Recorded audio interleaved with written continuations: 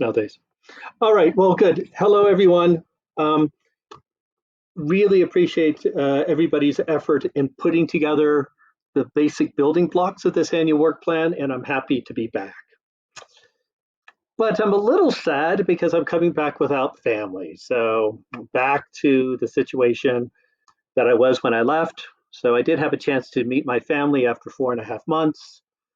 I described that we are the perfect immigrants. We arrived with nothing but the shirts on our back, bought a house, bought a car, and bought some furniture. So thank goodness for savings and internal lending. It's the only way I managed to finance it. Well, some external finance with financial service provider linkages, but otherwise I did well. Um, how are things down in Shashamene, Tazazu?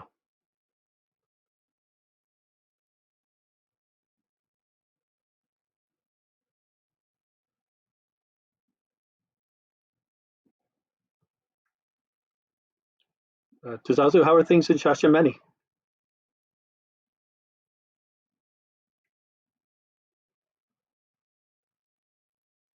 Okay, I haven't heard from him. What about Muhuddin? How are things in there in Becky?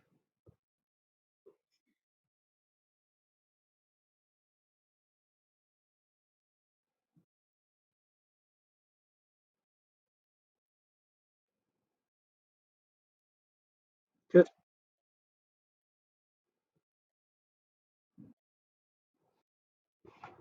perfect. Well, I'm glad to know that. And Gamachu, how are you doing?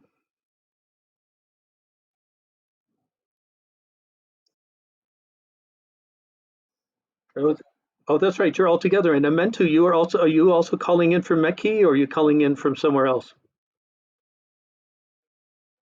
Good. And what about Amentu? Amentu, are you calling in from Mekki or are you calling in from somewhere else?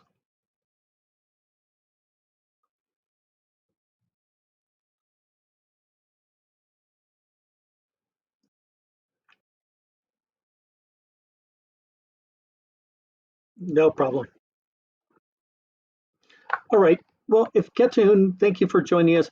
If you could just call Tazazu and just confirm if he can hear us, that would be great. But I would like to continue on with the presentation. So, did people have a chance? Oh, huh? Perfect. So Gamacho, sorry, Tizazu, if you'd like to, if for some reason we can't hear you, feel free to call Getahun and he can relay it, anything, or use the messages, which is on the right-hand side, uh, if you have any questions. So first of all, did people have a chance to listen to the presentations? Yes. Yes, I'm here.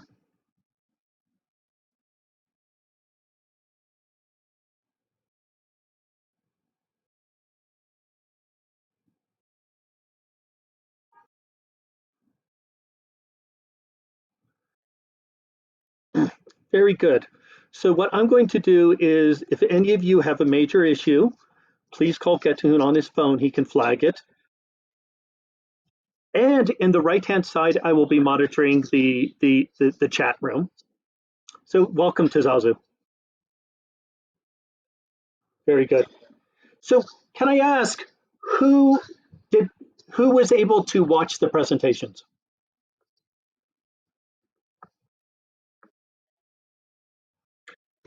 Yeah, I think I sent 4 videos. Were people able to watch any of those?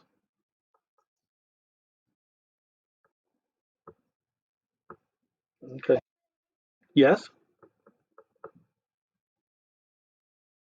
So let's start with you, Tizazu, and then we'll go around. Tizazu, were you able to listen to the presentations?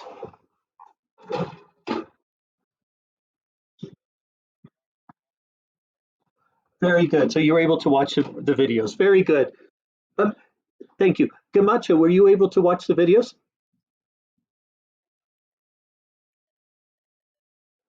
Good. All right. And Muhuddin, were you able to watch the videos? Yes.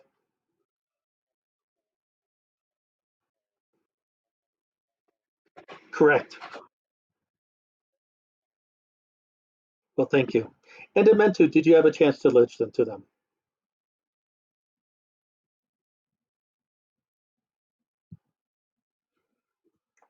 So that's fine. I'm not sure where Amento is, but we'll continue on in the hopes that he's hearing us. What I'd like to do then is I'm going to go quite quickly through the presentations, but I want us to spend more time on the access to finance.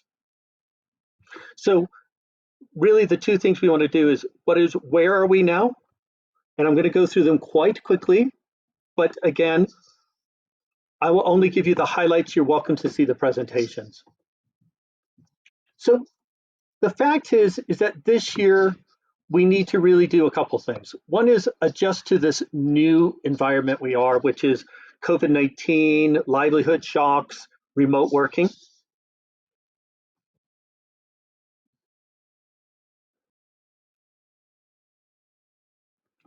And I'm gonna, for the time being, just to make it easy, I'm gonna just mute people and then feel free to unmute yourself for this one. So, all right, so actually, Getun, I'm gonna ask if you can help manage the mics, just so I can focus on the presentation. Okay, so yes,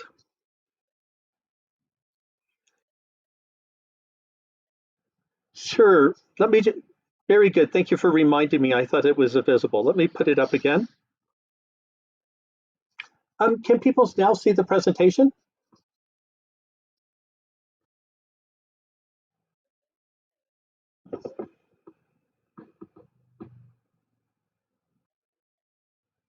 Okay.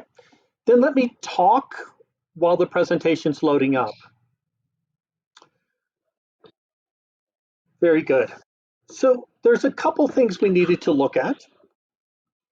One is this new environment, the environment of remote working, of limited face-to-face interactions that we've had.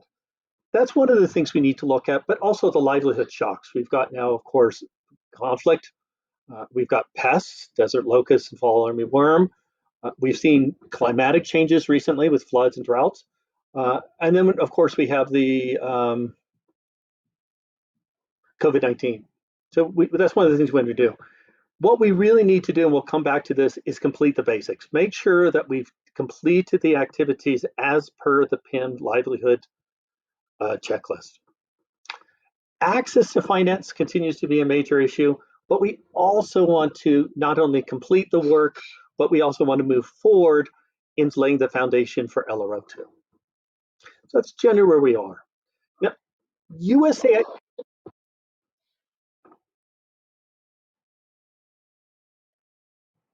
Hello, Safio. How are you? Very good, Safio. Thank you. Thank you. No, I'm looking good. I'm glad you could join us because one of the things is USAD wants us to finalize this in the next couple days. So I appreciate you joining us. Okay. All right.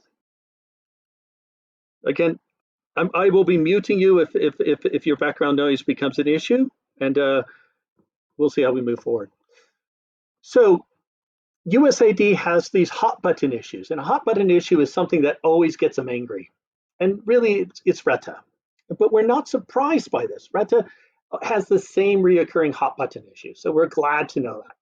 One is his continued concerns about us underperforming on terms of graduation. And I'm going to go through these presentations and let you know where we're going to focus. The next one is concerns about access to finance. In this case here, he's talking about loan guarantee fund utilization, but what he's really continues to talk about is a number of people who access finance. We had a midterm evaluation.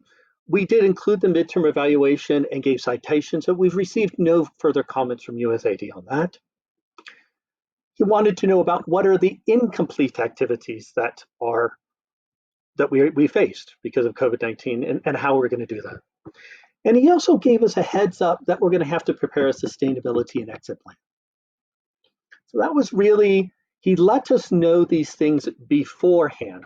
In quarter three, his response was address these things in the annual work plan. The reason I say this is Getun could testify. Oh, sorry, another one is pipeline. Yeah. USAID has fully funded the project, but right now we are overspent on the project. We've done COVID-19, we've done lots of project hires. We need to look at that. So we had some real questions about where are we in our financial projections. So those were the major issues.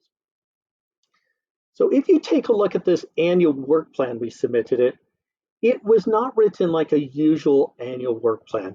It was written because I now know that USAID, Reta, will read for his specific questions. So I jokingly call this my love letter to Reta. It is not the usual letter. This is not the usual work plan. It's a work plan that just lets us let them know that we are addressing their concerns. Yeah. So it's a very strange one, and with a lot of anxiety because at one point we were actually projected to be over $3 million over our budget for various reasons. So we spent a lot of time on them. So what did we focus on? Well, our primary focus we did was making sure that we have the dip, yeah, that we have our revise our LLPs, and then on the sideline, which we did not submit to USAID, is to understand some of the financial drivers, what are driving some of the costs, which we won't talk about today, but we'll kind of talk about later on. So what are we monitoring as we develop some different scenarios? Well, the biggest thing is, if you could confirm you can see the Excel sheet, because these 3 lines are really, really, really important for us to understand, because every decision we looked at was informed by these 3 numbers. Yeah. The first number we had to ask ourselves is, are we over budget? So if we have a negative number, that means bad. So we reduced the over budget by $3 million, but we're still $156,000 over budget. But I think there's some ways we can manage that. The next question is, will we be able to get, using the new target of graduation readiness, will we be able to meet our target? We'll try the best we can. The third one is not very relevant. This is a question of how are we spending on the loan guarantee fund, but at this point, I'm less worried about that than monitoring for these 2. Yeah? So we'll talk about the finances again in a separate time, but everything has a cost implication. And this sheet is the target parameter sheet. This is the same thing. It's just an addition to it. All right. So this is what we're monitoring for as we make some decisions, or as we made decisions, and as we kind of talk about or revisit some. We also needed to make some changes. So we're not going to change every single item, but some of the major programmatic choices that we had to make was things like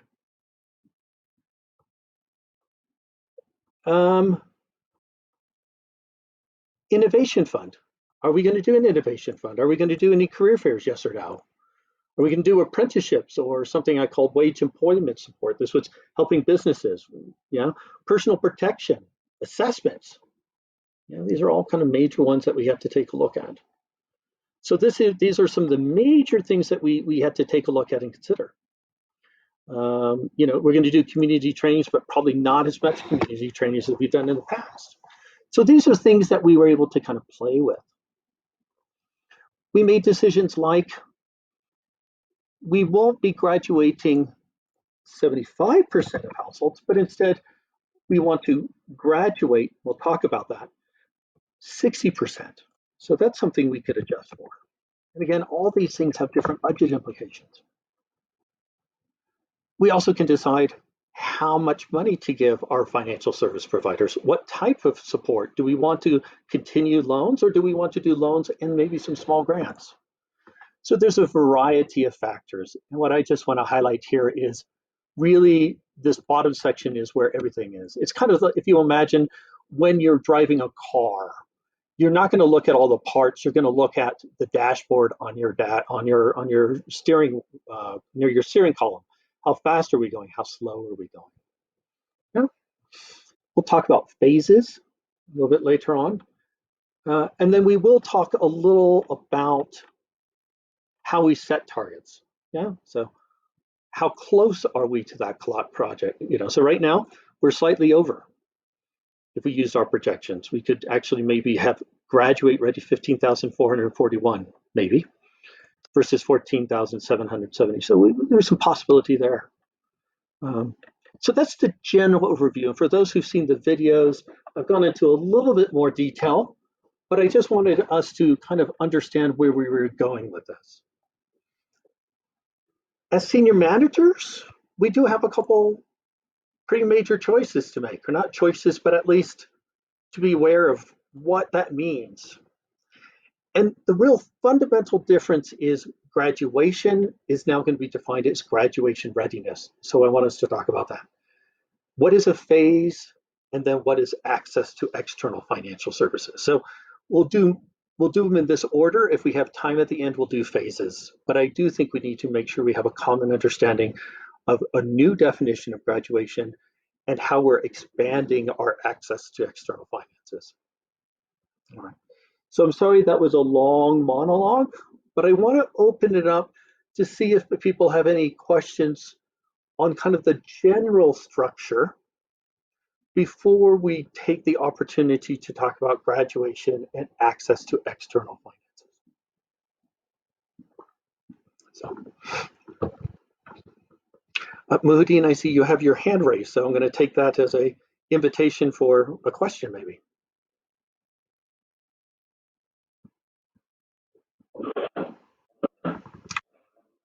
Very good. Do you want to? So your hand is showing. Do you want to turn off your hand?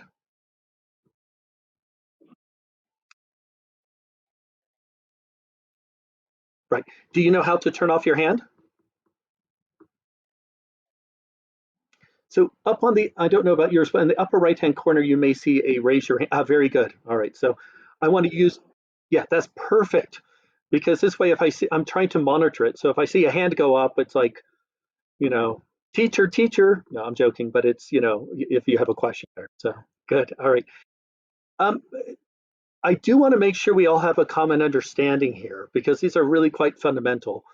Um, Muhyiddin, you saw the videos, is that right? Was the video helpful in explaining this?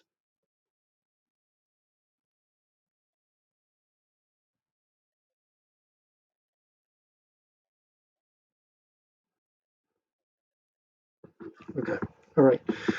Safio is kind of just as right. Do you have any kind of questions around this?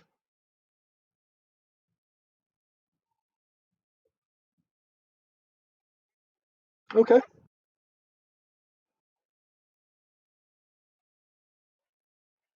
great. All right.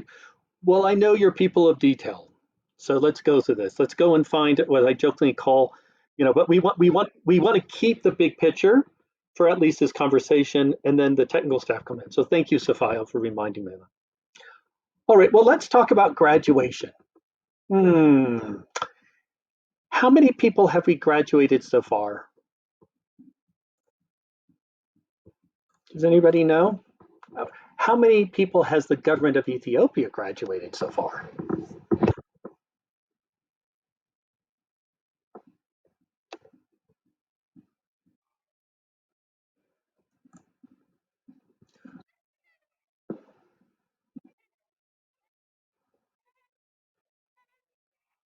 Good.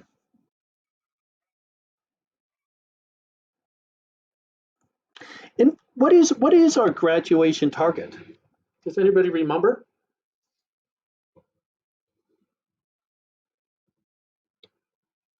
What was it?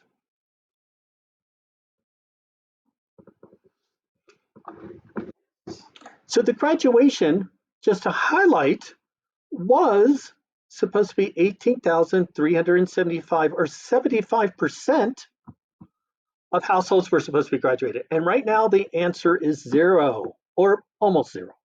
Maybe there's a couple. Yeah. So for USAID, they're saying the project is a failure. It wasn't able to do it. But we know there's several reasons. We know that there's low interest in graduating right now. Government's even deferring some targeting. We've had unrest. We've had the government turnover. We have little influence of the government targets. So my suggestion has been is let's get beyond talking about number of households graduated. because even self-graduated may be quite low. Now, that does not mean that we don't continue supporting the government in graduation by providing trainings and by doing some aspiration for graduate trainings. We still need to very much focus on those. But I'm suggesting we change the definition. Let's change the definition to things that we have control over. We don't have control over graduation. We know that. It's a government's mandate. We also know that we don't get data on a regular basis, maybe annually. And the other one is we need to make sure we have a realistic number. All right. So again, it's time for us to redefine graduation in light of not only the environment in terms of the political realities or the operational environment, politically, disease, pandemic, pest, but also because there's lots of things we don't have influence over. So let's bring it back under our control. And the idea being is keeping the unit of measurement, the household. Can anybody remind me, what is chapter on livelihoods under the PIM? What chapter was that? Chapter 9. You know it. And if you remember, there's a little annex at the end that was called the livelihood checklist. Do you remember all that? There's this little checklist that's at the end. And I didn't include it in this presentation, but let me just pull it up quickly because this really becomes very fundamental to how we are now rebranding the project. Yeah. What we want to do now is rebrand the project in a way that everybody understands that we are complying with the PIM. And so we want to use the PIM now to help us out of this problem. Yeah. So again, let me just see if I can find that. So instead of us coming up with our own criteria, people can debate it. But when you say, well, the government said this is the criteria, it's pretty hard for the government and other stakeholders to back off. You know, that's what it is. So let me just make sure of this here.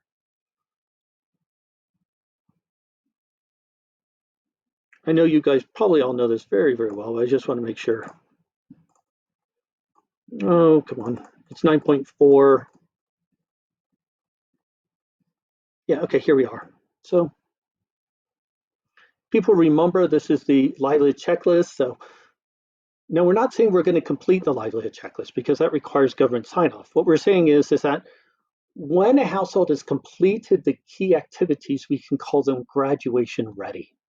In other words, they receive the services as per the PIM, such as receiving a financial service, a financial literacy training, or how they participated in a savings, how they received a technical training, business marketing, how they developed a business plan, how they found money for it. Yeah, those are the major ones. So we want to now change it to, we can say that we served X number of people with the X number of LG members received, or households received these services. And that's what we want to call graduation ready. Yeah. So again, graduation ready is going to be things like, I'm going to remove these two. Yeah. This. My suggestion is that what we're really going to focus on are these here. All households that we say graduate, which is, well, 60% will receive all these services: financial literacy, internal savings, technical training, business marketing, business development plans, and access to finance. We're going to talk about access to finance because we're going to define it very differently, very, very differently. Okay. All right. So I want to make sure we understand that. Yes, Camacho, good, good question. I love questions. Ask.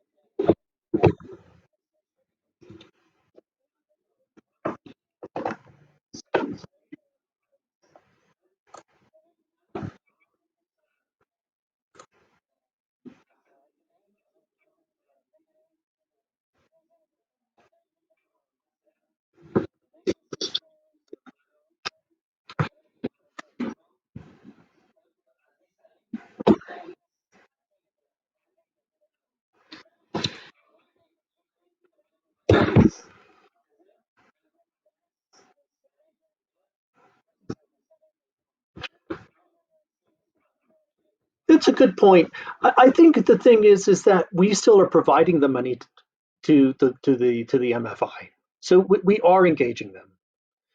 And I would say is where I think it's an interesting point, the referral. I'm going to go back to Retta, which is he will not let this go. Everything is external finance, external finance, external finance. I think what we need to do is to change the definition now of external finance. What does that mean? Does that include the livelihood transfers under COVID-19, PSNP? Let's broaden it. But they are holding us ultimately accountable to people accessing finance. And that's where we're going to change that definition. And we'll do that in the next presentation. Yeah. So I don't think they're interested in the referrals. I think it's a matter of really wanting to know, did people receive services? And I think we have a couple tricks to do. So on the access to finance, let's hold off on that because I have a whole slideshow on that. So thank you, Camacho. Great question. Do we have others?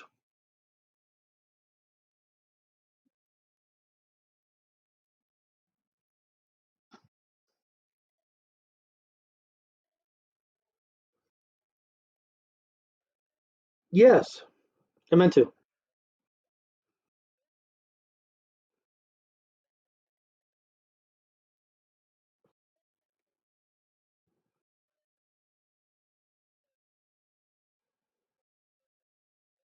Correct.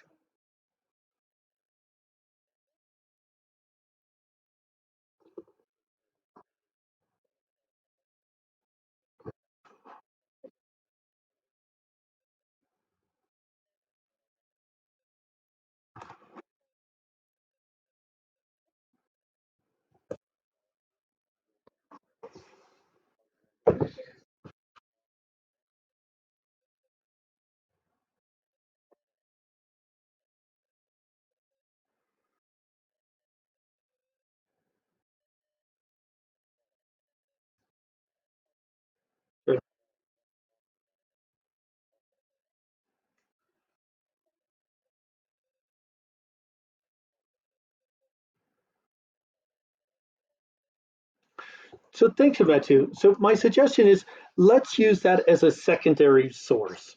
For graduation, what we want to say is households have completed the activities on the livelihood checklist.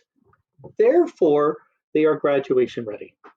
And then every year we collect data on using our annual survey report. And that should give us a sense or at an outcome level.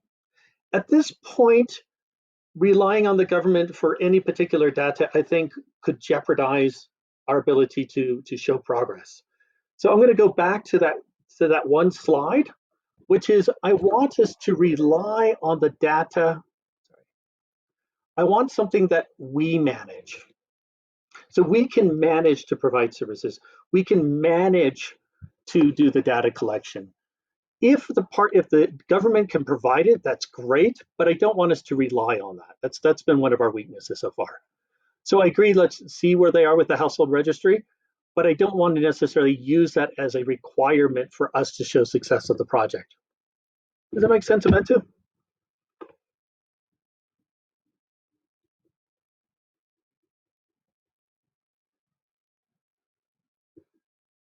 Right, well, I just see, I'm going to move on to Safayo. I see Safayo, you have your hand raised. Thank you for raising that hand.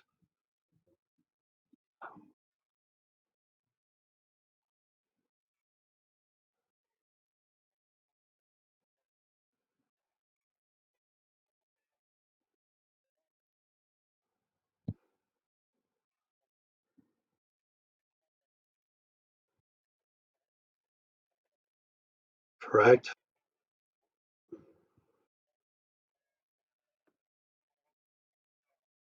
Correct.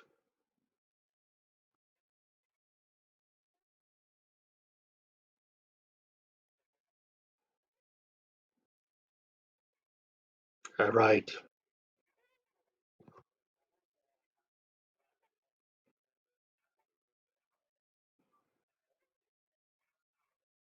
Right.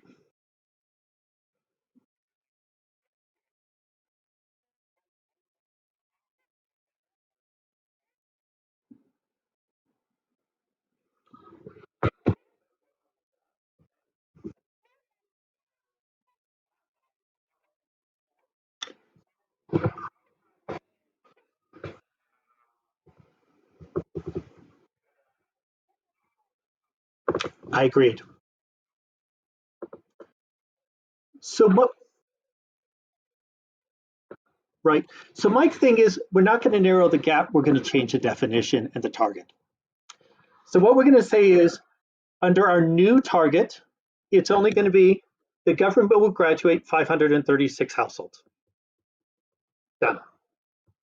That is down from 18,375. Yeah. So let's just change our LOP. Let's change the number of people to self-graduate from 3,000 to 1,500. Yeah. And because this we have very little control over. We have no control really. And the gap is too big.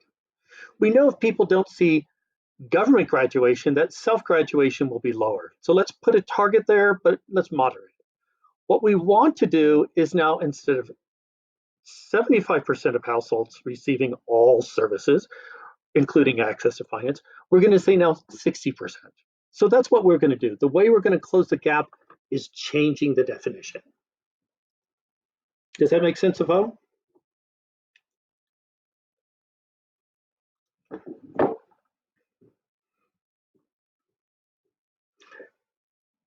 Tizazu.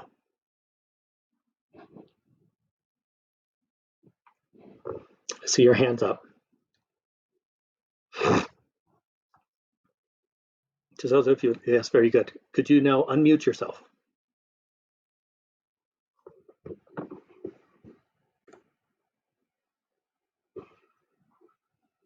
Tizazu, if you could.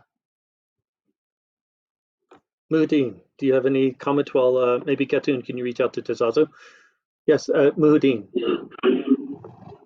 I can hear you.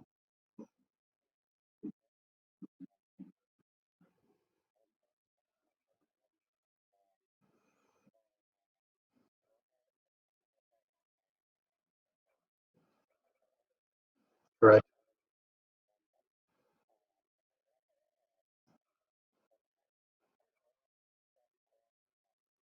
Correct.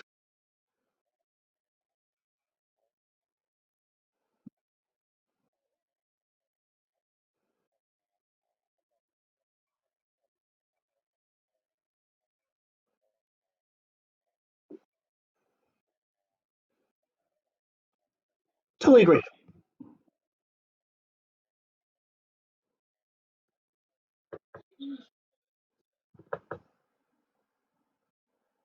Sorry, continue, Muhudin.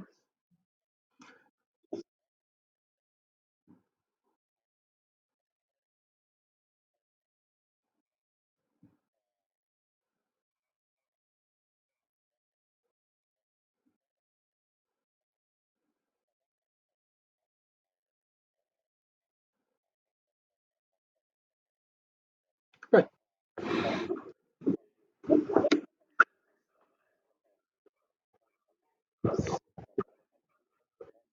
Correct.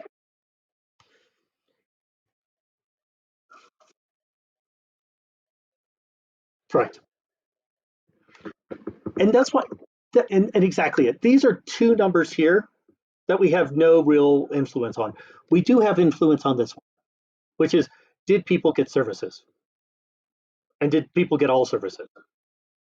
So in principle, the reason I spent so much time on writing this was to fundamentally change to not argue numbers, but to change the means of measuring and means of measuring success. So now we can show success where we couldn't before. So very good point, Muhudin. Tizazu, I do see your hand kind of. Oh, Tizazu, do you have a follow-up comment on that? Or sorry, Muhudin, do you go on, Tizazu?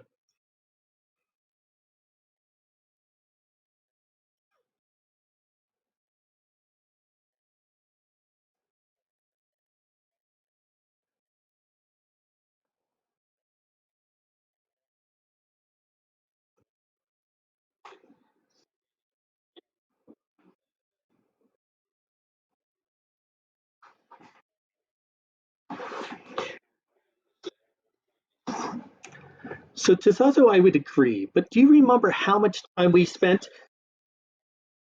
So totally agree. But do you remember, Tizazu, like was it, maybe it was like it took us 2 years to adjust one number of livelihood group members versus livelihood households, and every day Retta would jump on our back and say, what about, what about, what about? So I'm hoping to formally change it to keep them off our back.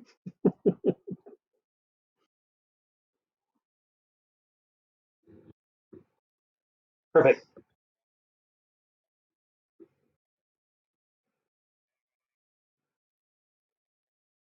Exactly.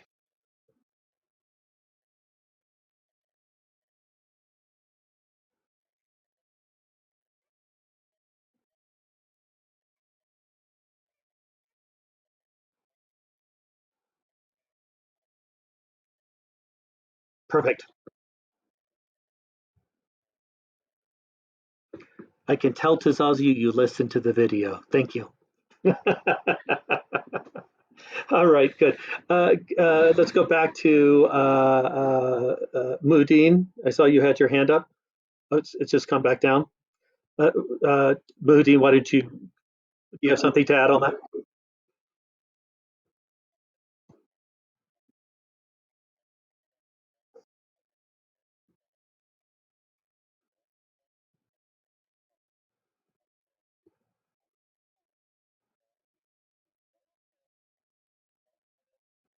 Correct.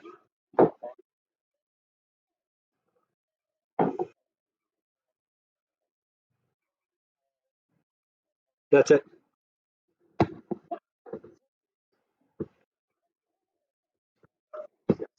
That's right.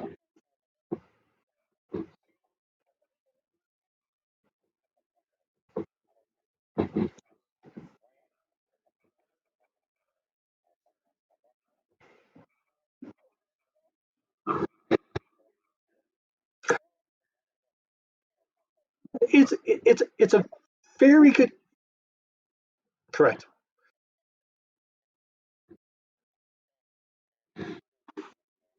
Sure.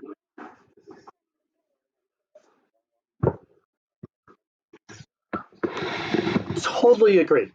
And I guess one just an appeal is that is why it's so important we keep on begging for this ComCare data. Without that data, we can't. We're running in the dark. Because remember, there's 8 qualifiers. If somebody only does 7, you can't count them.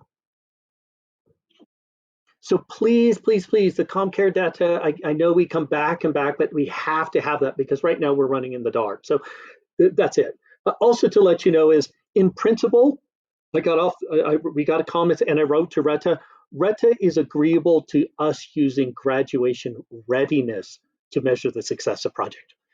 He still doesn't know if he wants to formally change anything, but he has understood that graduation readiness, as defined as completion of activities of livelihood checklist, is a valid way to move forward. So that's great. Yeah. So Gamacho, I'd like to see your hand here because we're gonna. I'd like to hear your point there.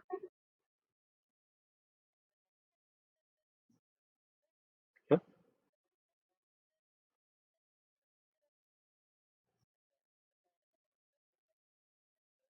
Correct.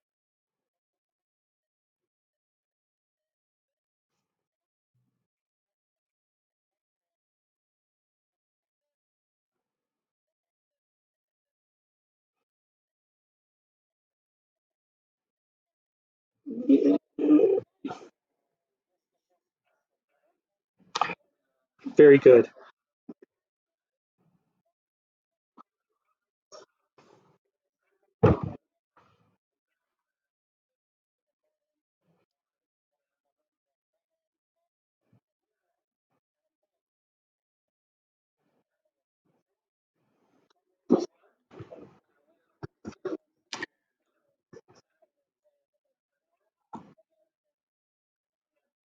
Okay.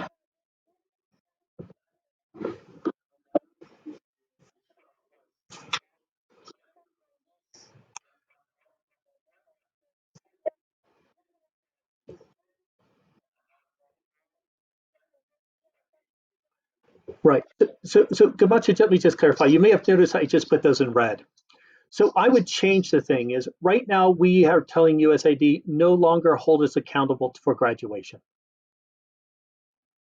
What we are saying is hold us accountable to the services we provide. So it's a fundamental change. So this continue, I mean, even if the government goes up to 1,000, it doesn't change it. So just to highlight, we need to continue to engage the government on graduation, but right now everybody's looking at PSNP 5 and reconsider it. So I would say is engage, but really instead make sure our households are getting the services they need. That would be our primary focus. Yeah. Because that's why I'm reducing these numbers so we can breathe and we can focus what we can control on. Yeah. Tizazu? All right, good. So Gamacha, so I meant to, I see your hand went up. So Tizazu, if you've had your comment, could you take your hand down so I now know that it's been lowered? If, very good. Amentu, did you have a question on that? I see your hands up.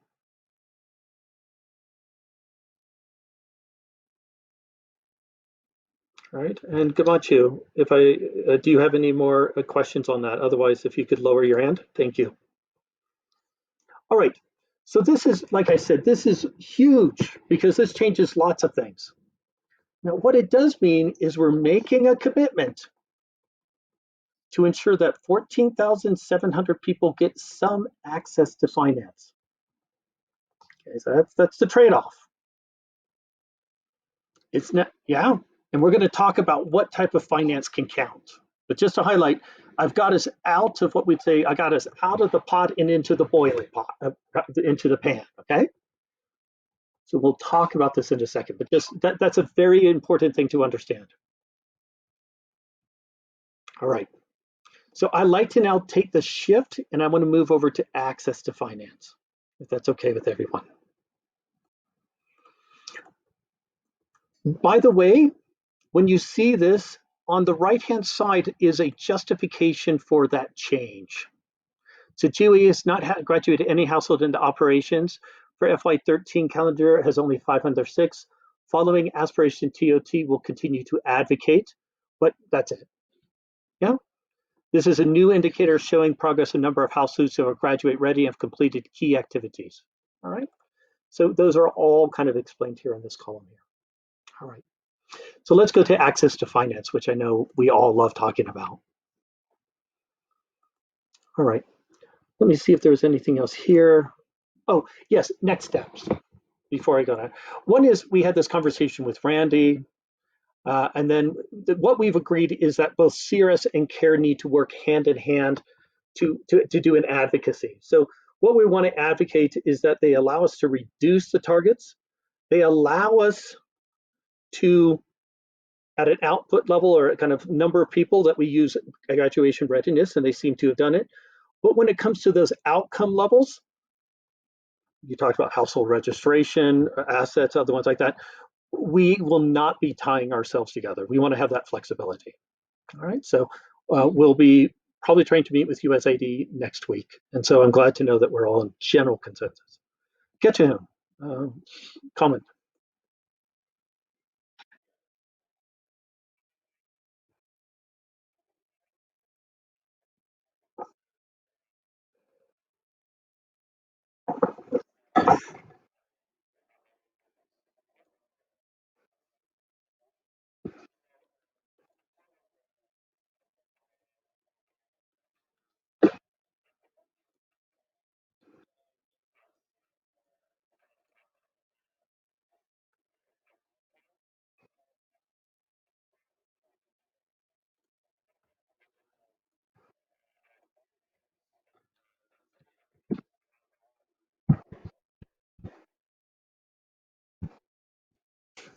Excellent.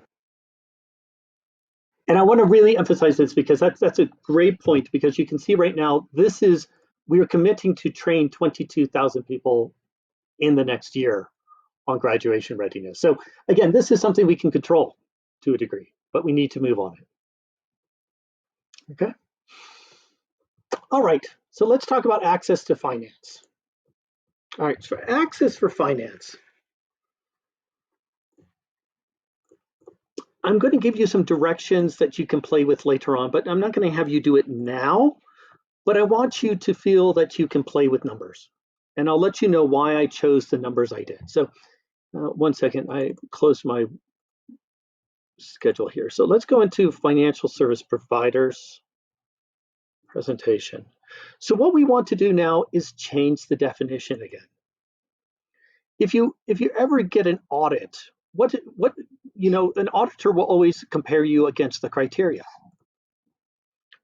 If you ever want to fight an audit, you never fight the finding, the you fight the criteria.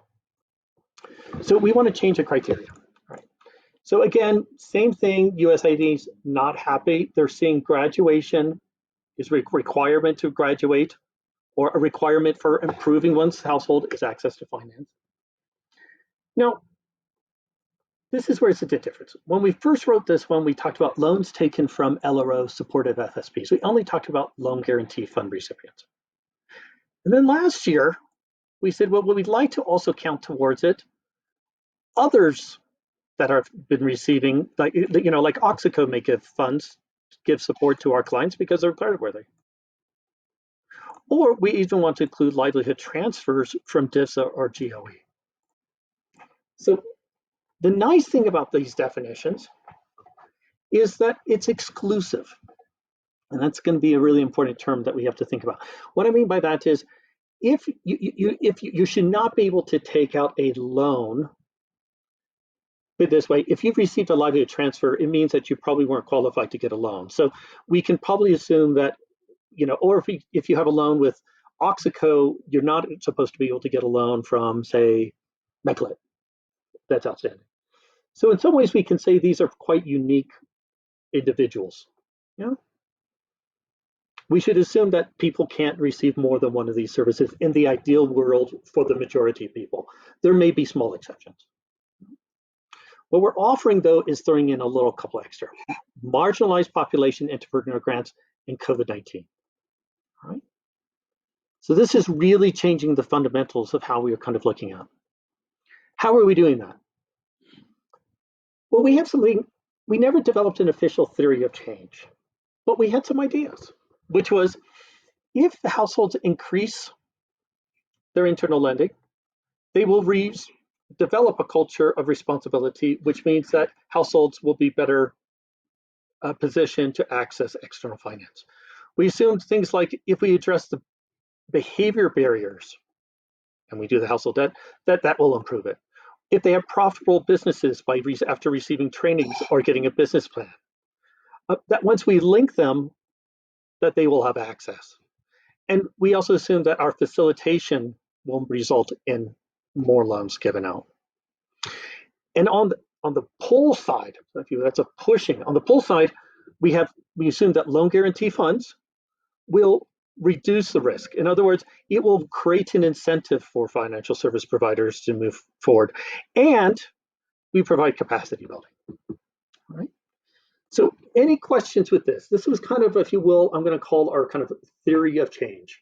If we do this with the household, and if we do this with the FSP, then we will see increased external financing. Well, there's lots of limitations, but I want to focus on two, because those are the two. Well, three. One is, we know that existing household debt is a limiting factor. We're making some progress through household debt management, household recovery committees. What I understand now, though, in more detail, is we have MFIs that said that they were going to work in all Cabeles, but they haven't. So I understand, for instance, Meclit committed to work in 26 Cabeles, but they're currently working in, I think, only around 10. That means we will never meet our target until somebody gets out there to give the loans. As much as we do trainings, as much as we do internal savings, as we do adult literacy, they're not going to get services.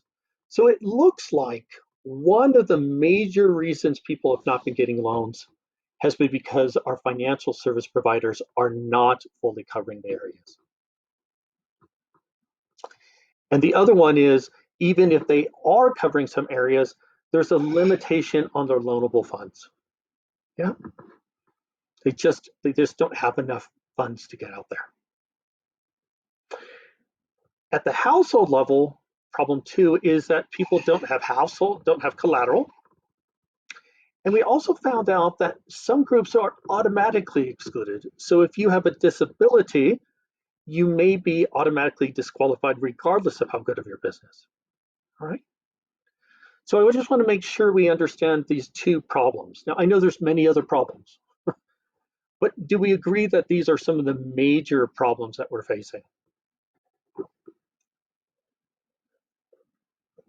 Camacho, Tazazu, I know, and anybody. I want to make sure we have this because this is our problem statement, if you will.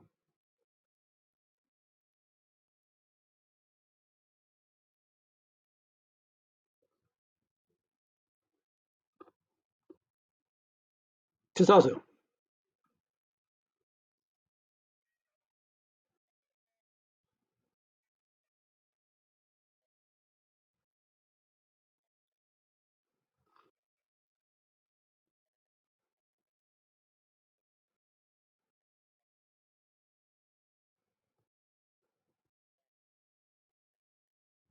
Mhm. Can we say that's quite a recent thing? I think it's a problem, but I don't know if we can say it's been a historical major problem.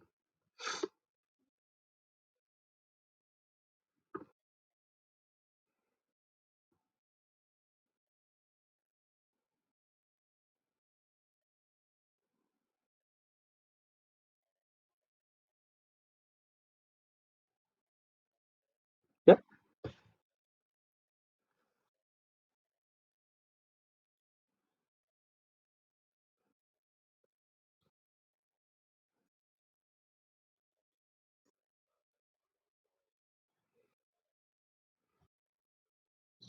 So I think it's an excellent point that you raised. I'm just going to say those seem to be more current. These are more systemic issues. They were not looking at expanding in areas even before March. You know, they said Meclit, I understand, is only working in 10 of 26. So if they don't increase their coverage or we don't cover those Cabela's, we just can't meet our target. Yeah, very good. So I agree with you. There's some issues. Camacho, I see your hand is up. What would you like to add to this? And by the way, congratulations. I see Yvol is in with us. So Camacho.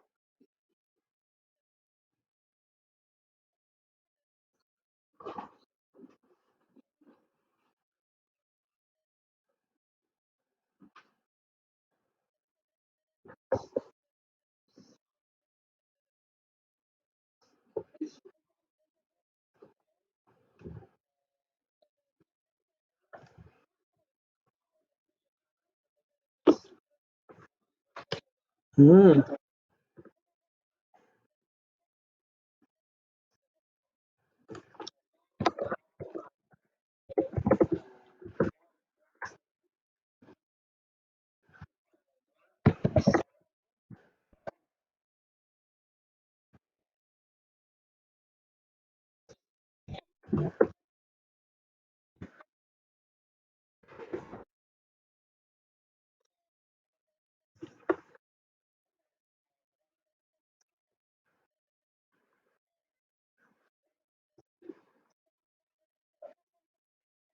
sure.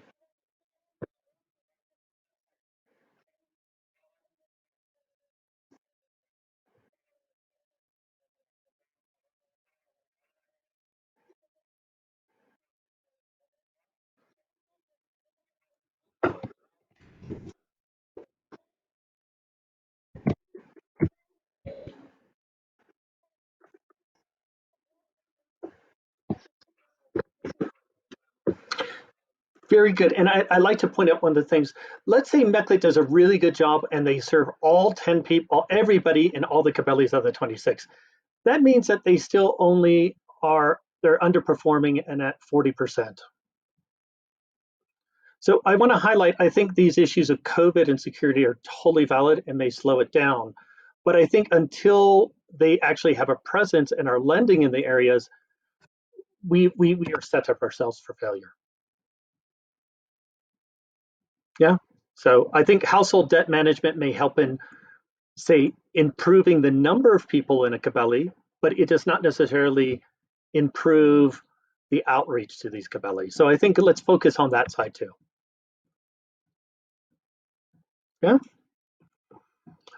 And then the other one that we just had here was the other problems that we had was to recognize. So again, I'm agreeing with everything you guys are saying, but I'm also trying to figure out what are the why is it after all these years that we've been working, we still have been struggling? And that's what I've been looking at. Limited loan fund. We know, some of the Risacos don't have as much. Um, we also know the question of collateral is a pretty reoccurring issue, but we also know some groups just can't access loans. Yeah. Is that correct? I understand if you have a disability, some MFIs will not provide you a loan. Yeah. All right. So let me tell you what we're suggesting then. Two solutions. Okay. We're going to talk about these and then we'll play with numbers because I know we love our numbers.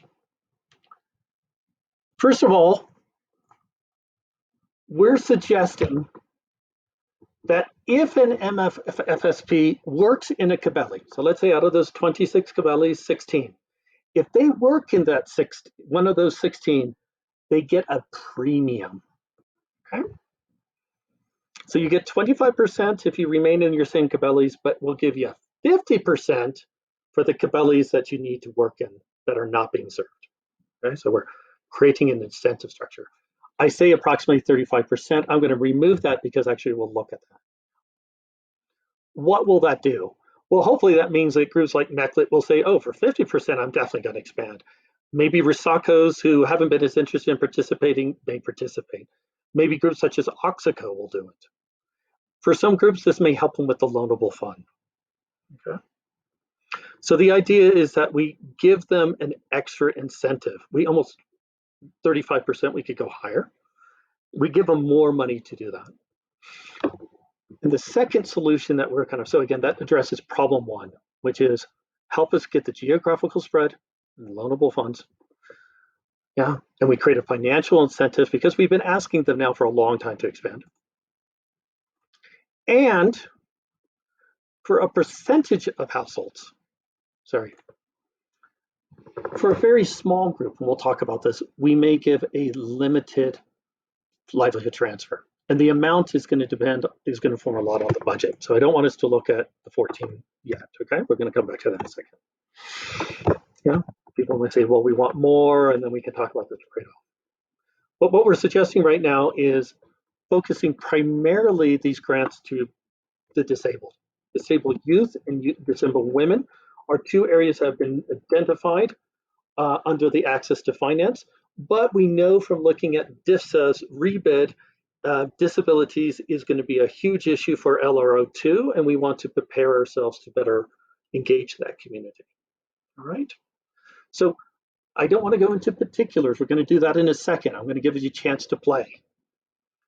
But do we agree to this idea of providing a premium for underserved cabellis and in limited case, providing a livelihood transfer? Again, amount to be determined.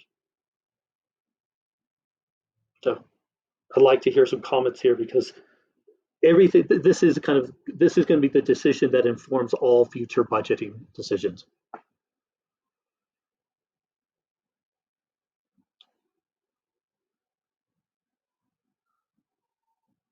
Yes, Muhdin.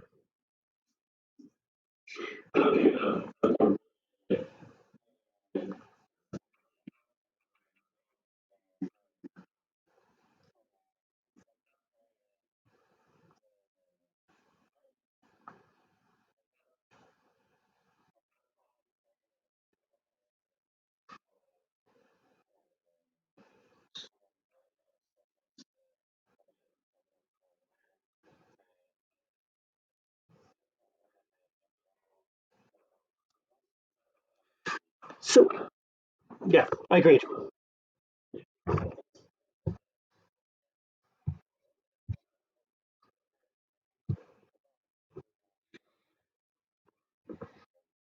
So my issue is I think it's a good question, but I think right now with less than a year of about a year of implementation, it seems to be a way for us to maybe re-engage with new Risakos. Yeah, or engage with Risakos. Um, it could be people said, well, there was delays in the conditional capacity building grant and our receiving our motorcycles. I'm not sure we want to go into that whole stage. What I would say is it's worth us contacting these FSPs and saying, if we offered you a premium of 50%, would that change your behavior? Would you expand? What I think right now is that we have to, until we get that geographical coverage, and I mean, Tizazo and Camacho, you've been part of this. I mean, we've been petitioning these institutions, whether it's Vision Fund or Metamelman or MECLIT, to expand, and we're now 4th years of the project and only 20% achieved. So, Tizazo and Camacho, do you think that this percentage will be, it may not address all root causes, but do you think it will offer enough of an incentive for people to overcome those barriers? So Tizazo and Camacho, as I know you've been working a lot with the FSPs.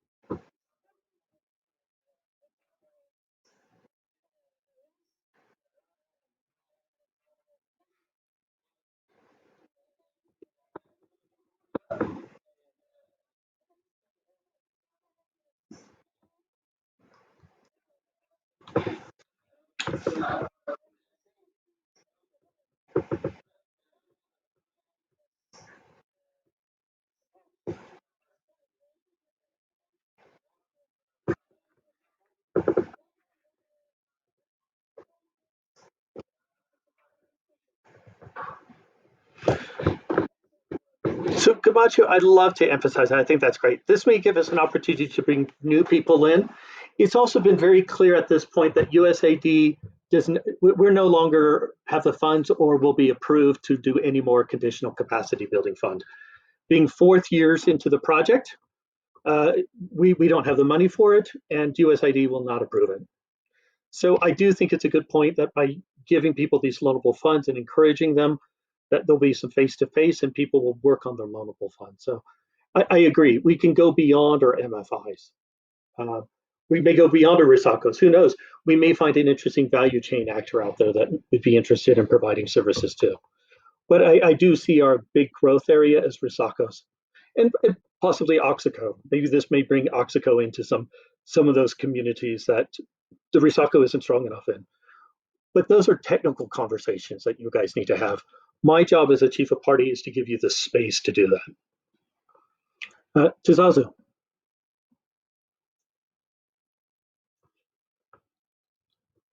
I see your hand is up. Would you like to contribute here?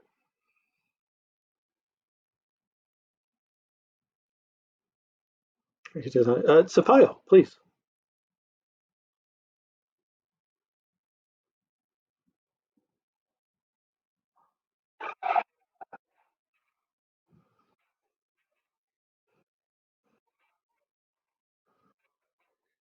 Correct.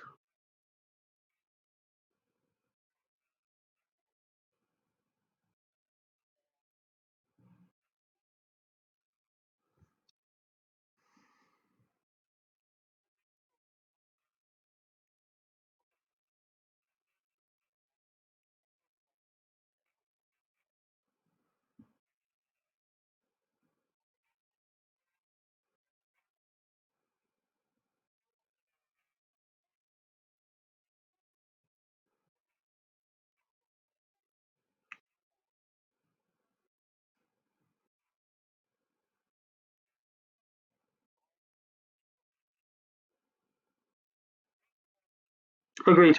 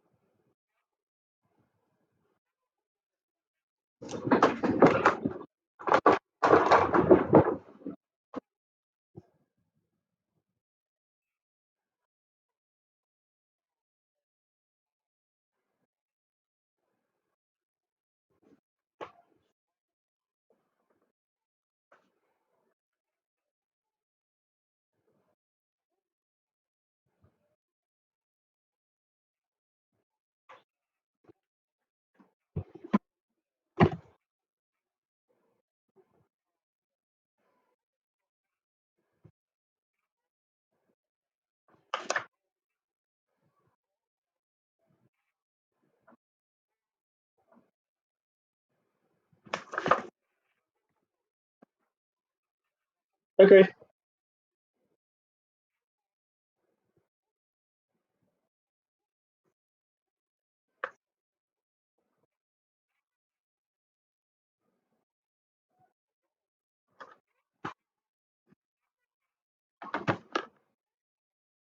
Correct.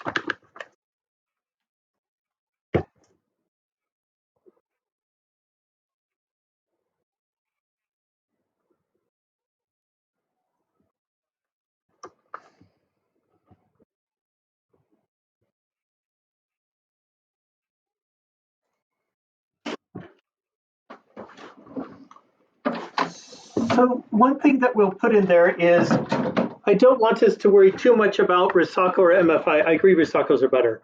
What we want to do is to say, if you work in this Cabelli that's underserved, in the sense of there's one, you get a premium.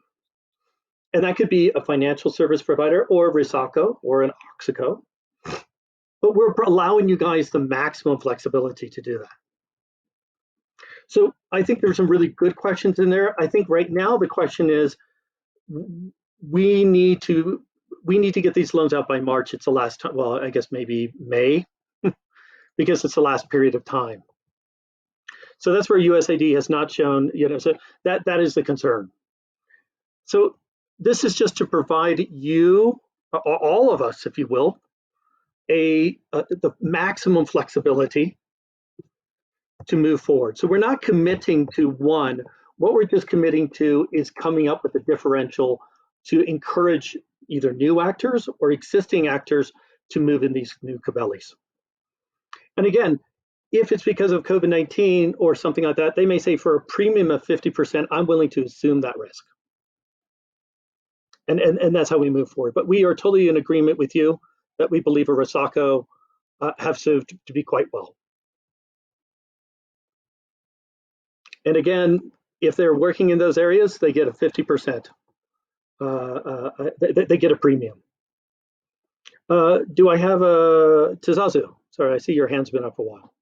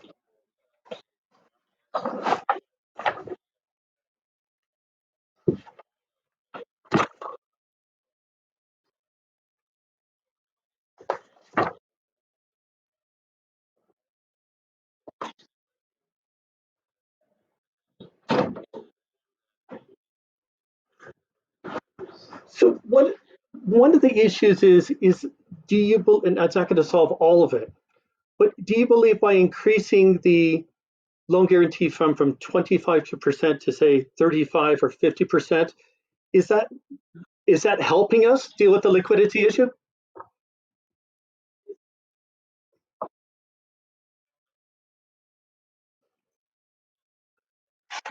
Sure.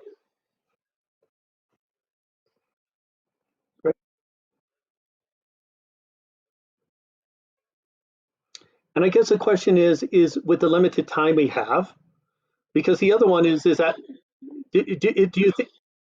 Hmm?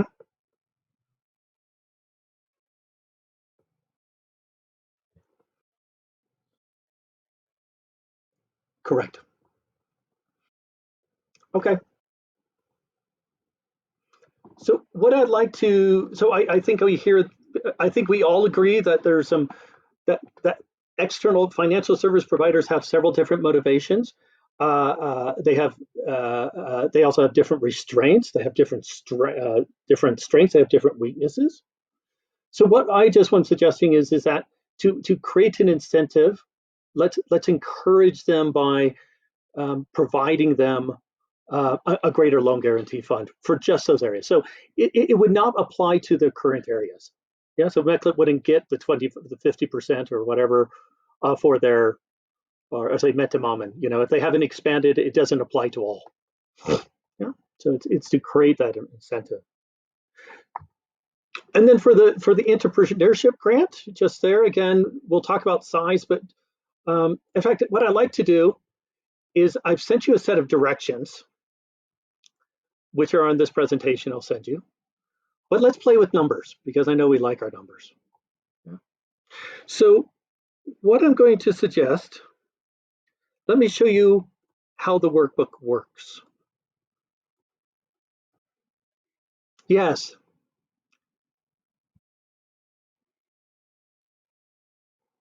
Oh, okay. Let me try it again. 1 second.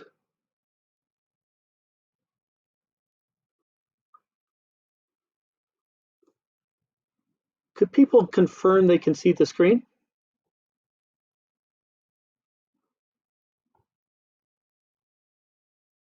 So Safio, can you now see the screen? Right. All right. So here's the numbers.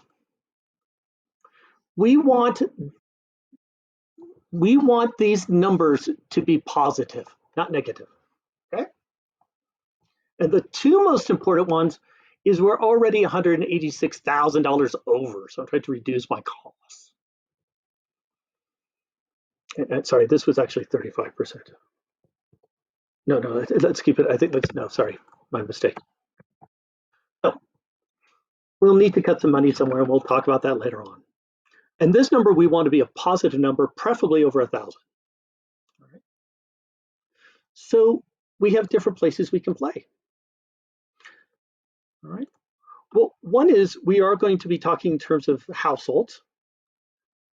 We may be only talking about 2%, 294% getting the 25%. We give more incentives here for the overlapping or the underserved Cabela's. And then we may even come up with an idea of here a marginalized one. Actually, sorry, that was not right. I was playing with this one before. This was going to be at around 2%. We need to keep this. What I'm looking for, by the way, is I believe if I have to get this to around 150,000. Yeah, so just change it to 1%. I can't really go much further than this. Okay, so the idea being is if we give households 50%, or if we give these to the Cabela's, not 50% to, so 50% to loan guarantee funds to non-Cabela's, yeah? And if we give them, in terms of a small grant, 1,400 per, again, choosing COVID-19 as a standard, and we choose these percentages of 2% in existing, 8% in expanded, and 1%, we get this number. Safia, would you like me to change a number? Do you think there's a number you would like me to change, like maybe the amount we give or the number of people we serve? Is there a number you'd like us to play with? Okay. Let's say, for instance, somebody says, well, let's make our livelihood grants to vulnerable populations 6,000 per. So watch this number. 6,000. Great.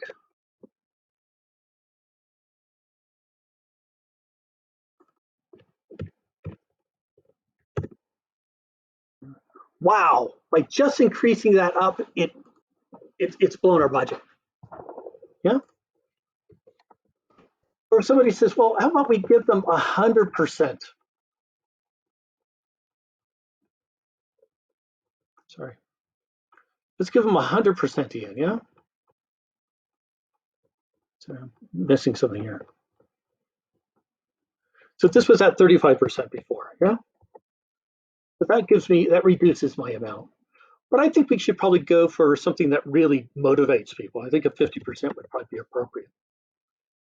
So this is just a big calculator at this point. If you tell me, Ian, let's change the number of people to serve. If you tell me, Ian, I want to give 6,000 instead of 1,400, this is how we choose the numbers. And the initial numbers I had in there, and I'm going to suggest maybe we change it, was 35%. And you'll see this in the work plan. This was a 10%, and this was 3%. No, that's not right. This was 11%. Either way, let me go back to what the recommendation is.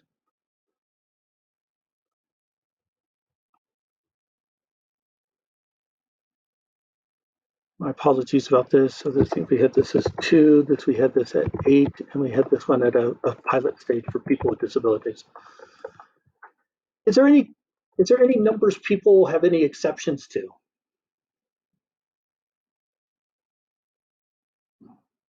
Would you like me to change a number?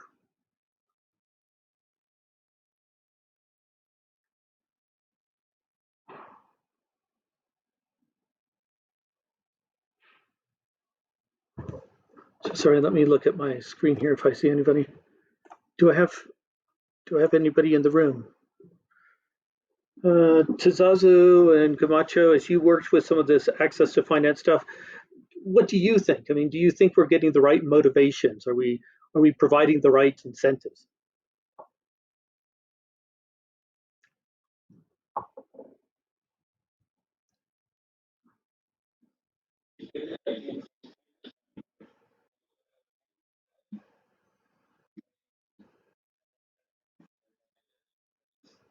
Okay. All right. Just so you know, at this point, we do not share a budget with USAID, so we have some discretionary within this. Yeah. So right now, if you look at the annual work plan, it's going to be quite broad, and it gives us a flexibility.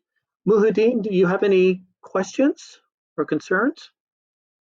Or what do you think within the time we have, are we created the right incentive structure?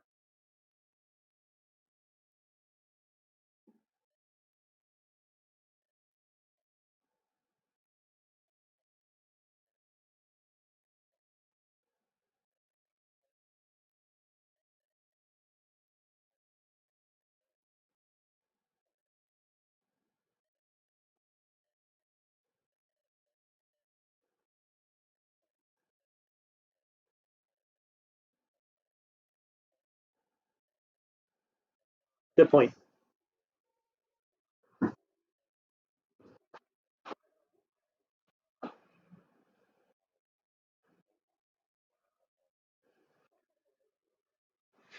So to Zazu Gamacho and others, what are some other reasons do you think that people aren't expanding into areas? I think Muhyiddin brings a good point.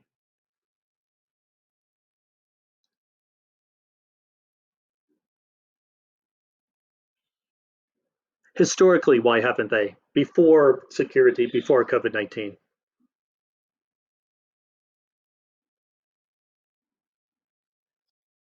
Yes, Zazu, I can hear you, please.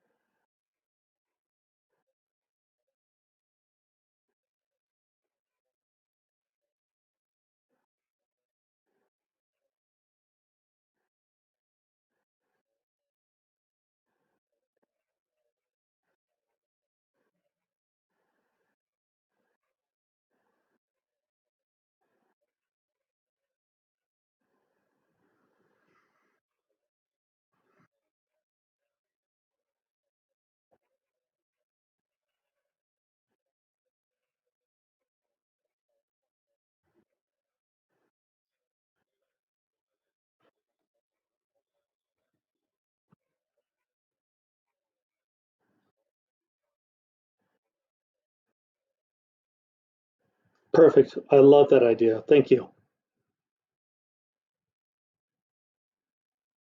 Yamacho, yes.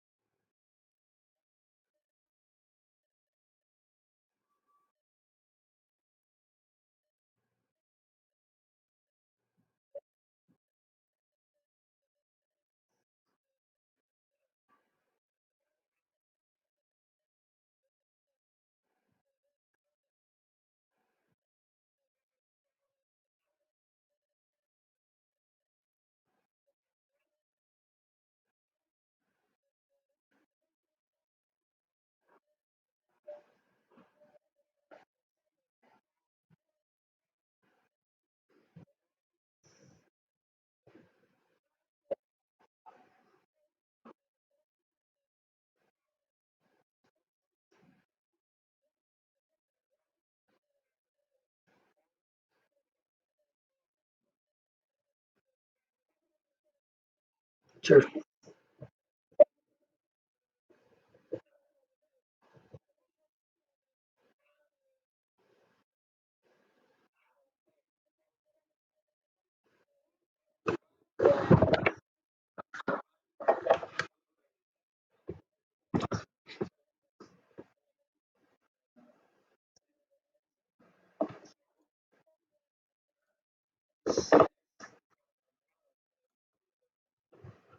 Great, thank you. Yuval, do you have anything you'd like to add? I'm sorry, I haven't been calling on you.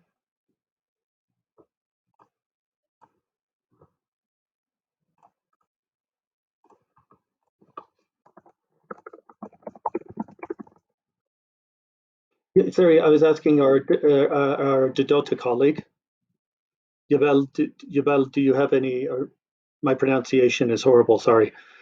Do you have any comments there from the DARA office?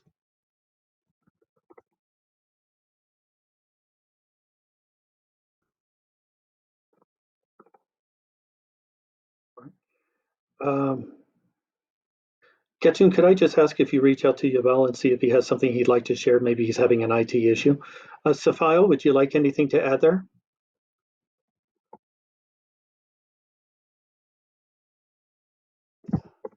Hmm.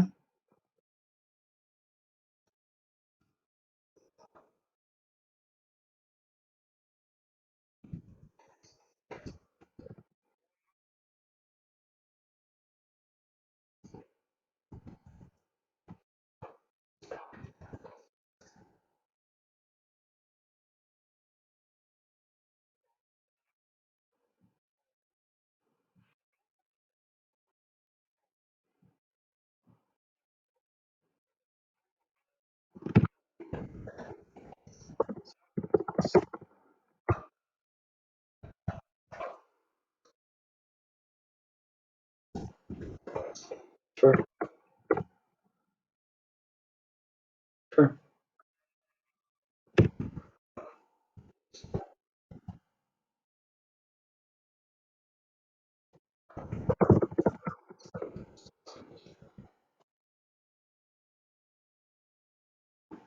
sure,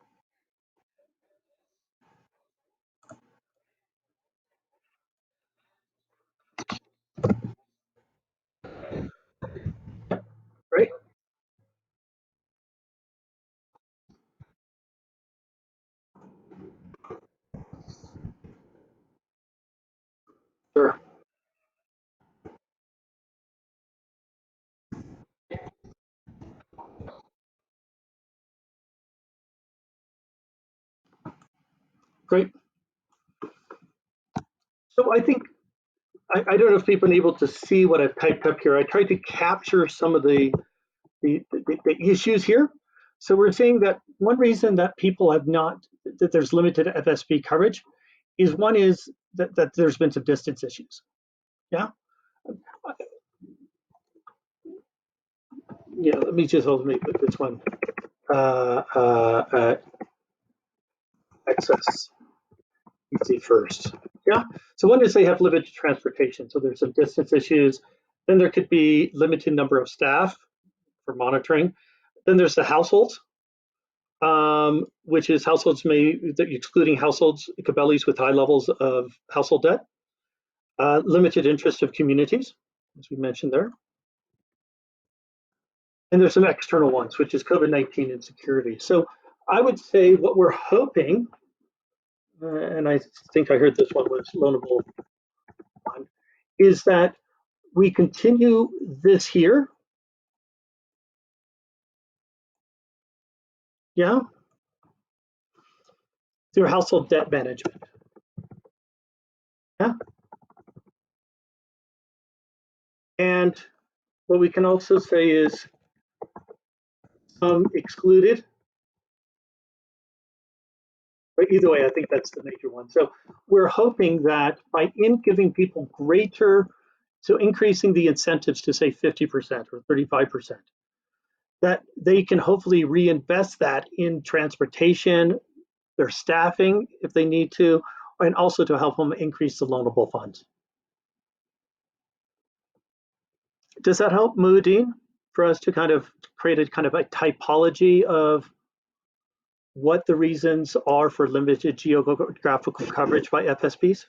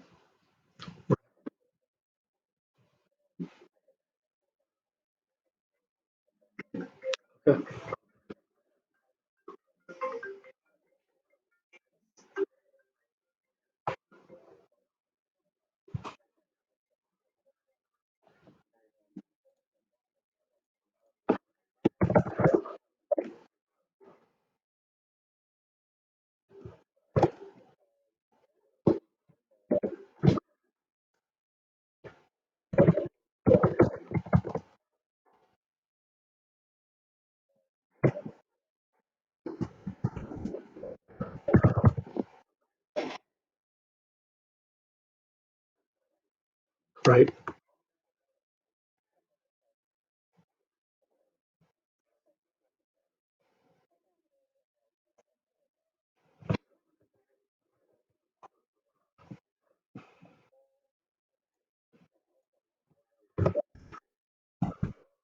Sure.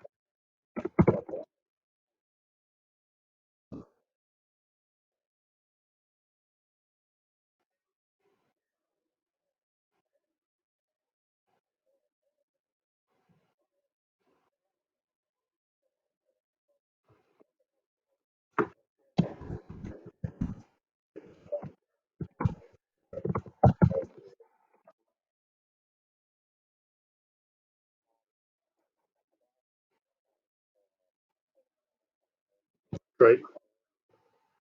So I think, as we look at this, I kind of grouped them, is we know that by giving people 50% more, that they won't move into Cabela's with higher levels of debt. It means it may not change the community interest. We still need to talk with shocks, and we still need to make sure our monitoring is there. But what we are hoping is that by increasing the loan guarantee fund to 50%, it will allow these organizations to maybe reinvest in a short term in distance costs with FSP, their own staffing if they need to do light deployments at times, and limited loanable funds. So that's our kind of theory of change there is the problems are these here that we're trying to resolve by an increased FSP not FSP, LGF percentage. So it doesn't resolve all the issues, Muhyiddin, but this would be the issues it's trying to address. And we could even say low levels of interest. Yeah, as you mentioned, maybe it's not their interest or they haven't shown an interest. All right. So I guess Muhyiddin and Safia, are you comfortable then for us to kind of continue on moving down this way with the time that we have?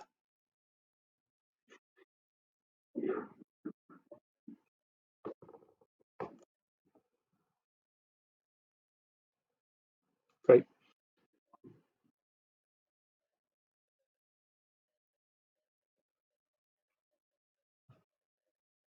Sure. All right. Let me do the last one. So let me touch on phases, and that will be a very quick second. What the phases concept is, and this is more of a management conversation than anything else. Um, yes, let me say this one here.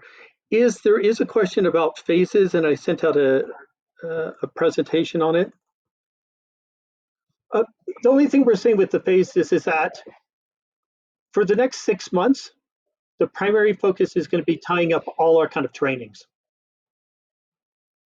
Yeah. Then the next 6 months is, and which will happen. So let me just highlight this way. In the next 16 months, we're going to start employing exit strategies. Okay. These next 12 months, we're going to continue to train and accompany. And in the next 6 months, after 6 months, our trainings will wind up.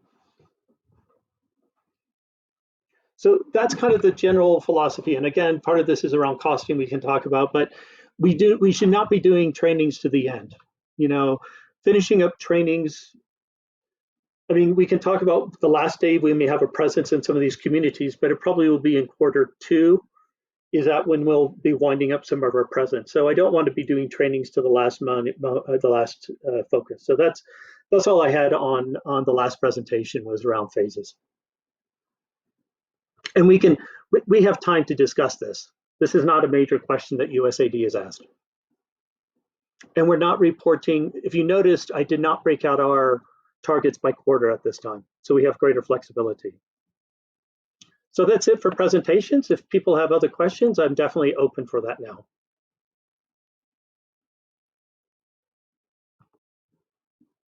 On either things that we covered or things related to the annual work plan we did not cover.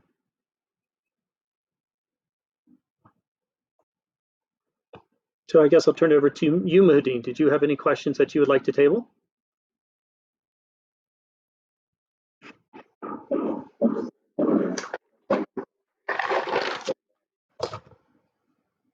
All right.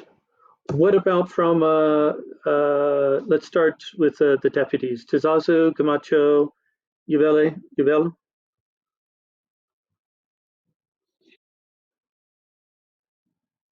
Okay. Camacho, any questions there?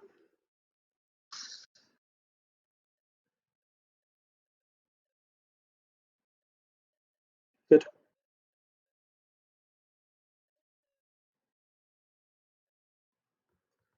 All right. Camacho?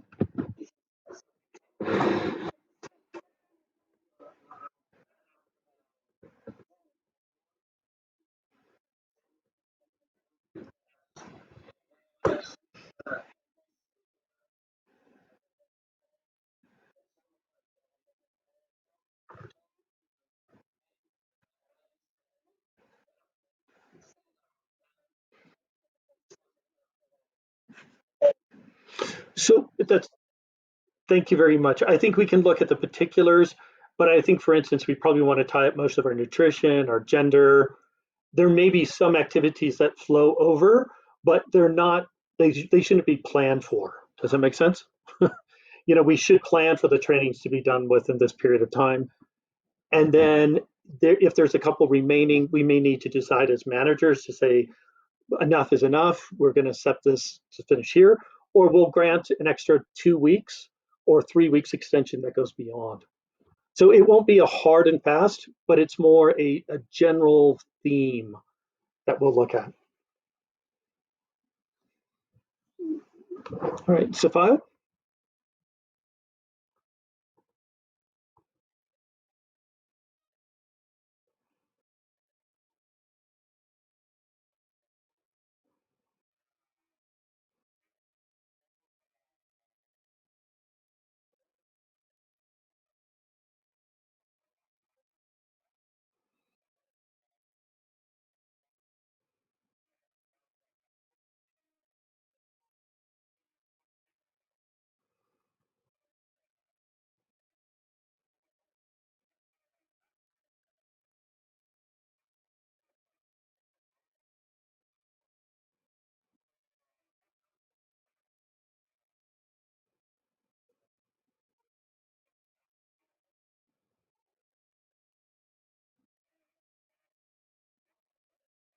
Sure.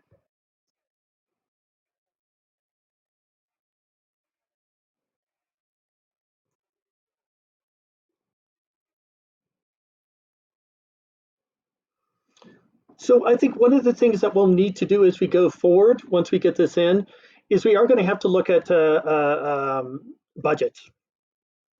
So I think that's the next thing that we need to kind of go through is, are we going to have enough resources? We just spent what, $400,000 on COVID-19 expense, and we hired a lot of staff.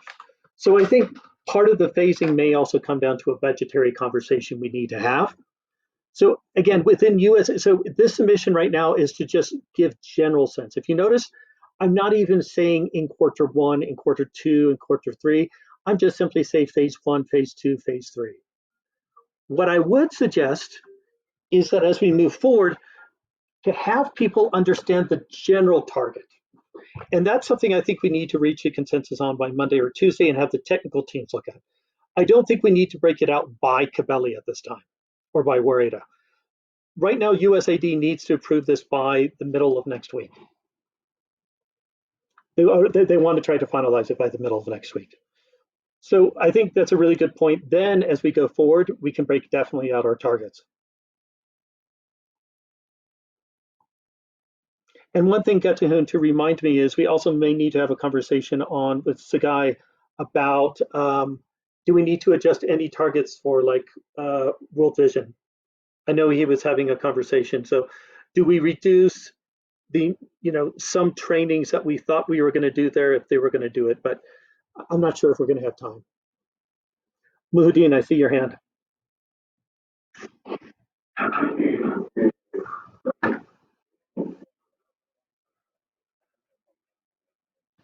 Good. Correct.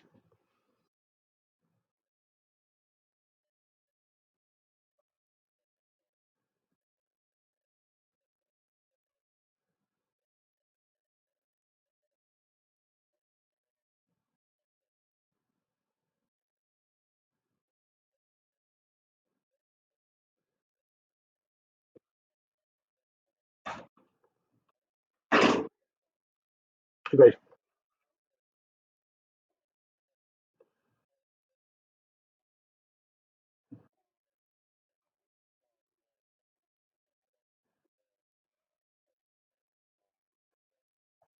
Totally agree.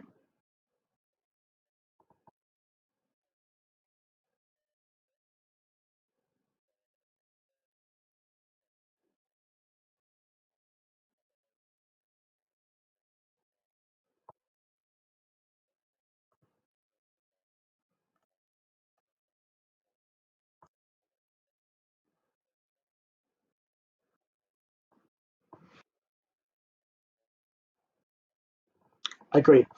So one of the things that we have kind of hidden here, by the way, and we can go back, which is even we were starting to do preliminary things such as which unit is responsible for what, who will be delivering that training.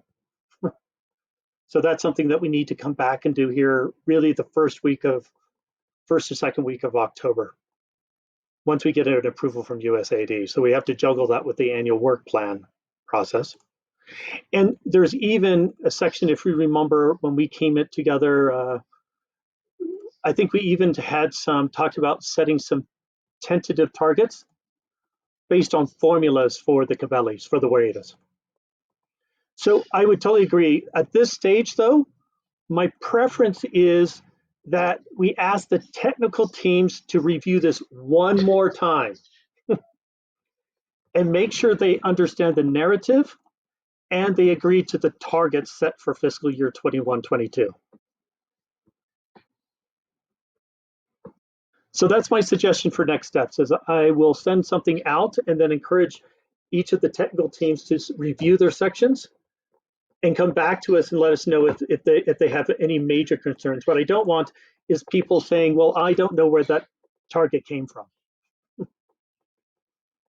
Yeah, or I disagree with that, or that's unrealistic. And the other thing that you'll notice here, and this is right now only illustrative, I did put in phase starting and phase ending. You see that here? And I also highlighted in this kind of yellow color what the livelihood group member, sorry, what is required for the graduation. So for instance, NSA is not required for us to say somebody's graduated, but access to finance is. So if we find ourselves needing to prioritize, we know which ones to prioritize. So I hope that helps, Muhaddin.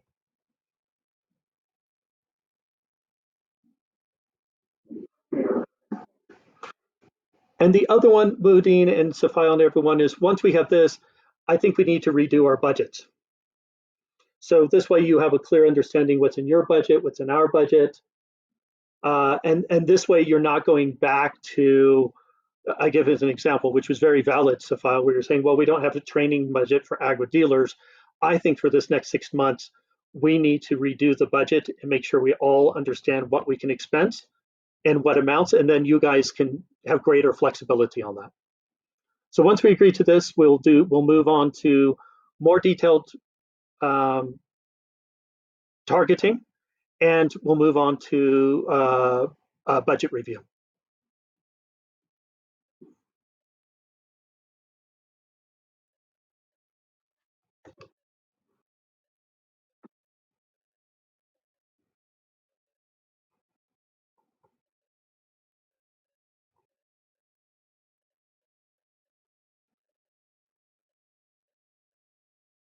Agreed.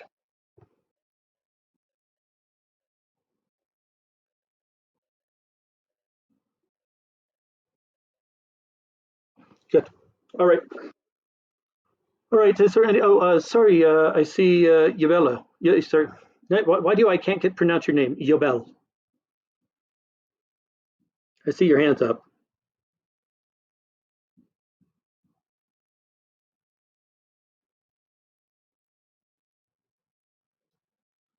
So, Gatun, for the sake of time, could you just call Yabel and find out if there's anything he'd like us to share? Amentu, is there anything you would like to add?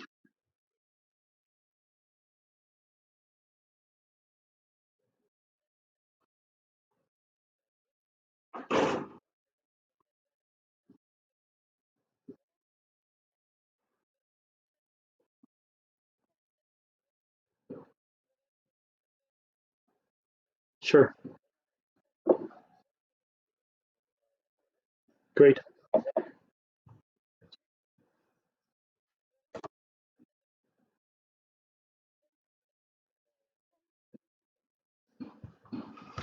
So that's a really good point. One of the things is once we now have some agreements, we're going to update our IPTT. So our IPTT should be those things that capture that next level up. So thanks. That's a really good point. Good. All right. Well, I do see we're running a few minutes over. So for next steps, I will draft something tonight to have technical staff look at it. Just to be aware, the technical staff have all participated in the general design that were led by the CRS teams. However, there has been some modifications around that we've had to do because of budgeting and because of the 16-month period. So I'll send out something and I'll send it out to the CRS technical leads, but then also over to this team to ask them to confirm some numbers. I'm also just kind of aware that people are still kind of in the September vacation period. I respect that, but we're also trying to see how we can finalize this. Speaking to Retta, he has lots of questions. I will be addressing the questions, but I may be asking.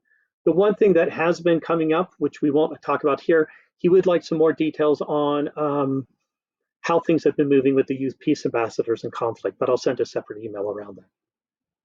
So again, thanks everybody. I know this had lots of details. I'm sure we'll learn some more in that, but at least hopefully between this recording, which I have, plus the recordings that we already have, people can go back and seek any clarification that I may not have covered. All right then. Take care. Bye-bye. All right.